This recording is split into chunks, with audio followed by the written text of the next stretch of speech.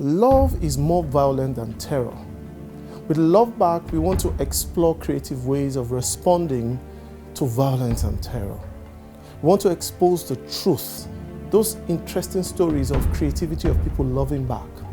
There are people out there doing extraordinary work, building back broken lives and communities. They are the voice of the voiceless, and they need our support. I believe we can find our voice by getting behind them. We speak volumes by responding with practical compassion. We have to focus on long-term solutions, which would involve caring for the victims of these attacks. Love is more violent than terror. We model this by our determination to build back the lives and communities that have been broken by terror. So what exactly do we want to achieve with the Love Back project? 1, awareness. 2, support. And thirdly, advocacy. Now, there are people out there who have chosen to fight back by loving back. They have chosen to build and to care. They have chosen to love back. And by telling their stories and supporting them, our aim is to provoke people to rethink their response to terror. So we're going to be launching a social media campaign, which would mean we'll go into school assemblies and universities and various communities. Our aim is to build a community of creative carers and influencers who would engage in practical and constructive initiatives that will help build back the lives of people affected by violence and terror. We can all love back, and we can start one life at a time.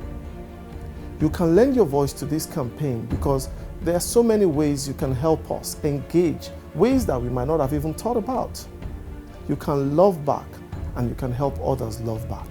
I'm going to take us behind the scenes to making the music, take you on set, show you some of the things that happened. So here's the set where we shot the attack on the village. So how do I go about effectively creating visually compelling content that can be used to develop the Love Back campaign, to attract attention, engagement, and support for those responding to terror and violence in a positive and a creative manner? So how do I tell these stories as a filmmaker? I need to tell these stories in a fresh, engaging, and inspiring manner. How can my stories capture a broader audience? I am now exploring how different ages can connect with my stories, which has led me to consider graphic novels, comic books, 2D animation, and cartoons to connect with that unique audience. How can I tell a story based on reality in a compelling manner through dramatization?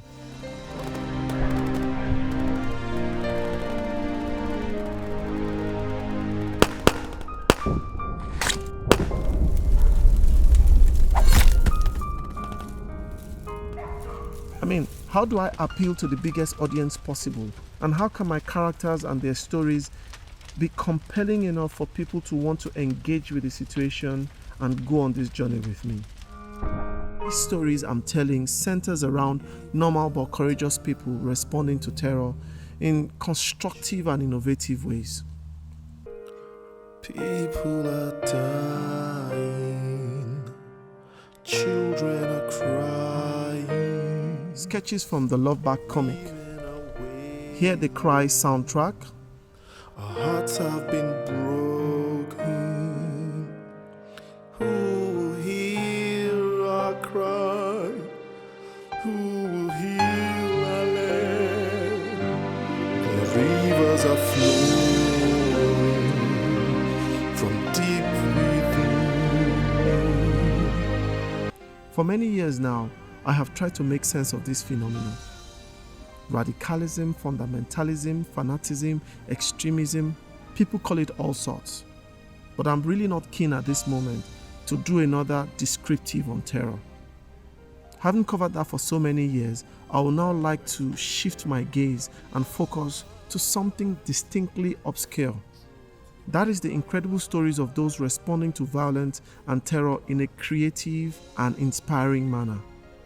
I hope that profiling these inspiring stories will help us propose alternative narratives and a robust dialogue that will lead to affirmative action, not just within the religious and political construct, but spread across the diversity of cultures affected by this trend.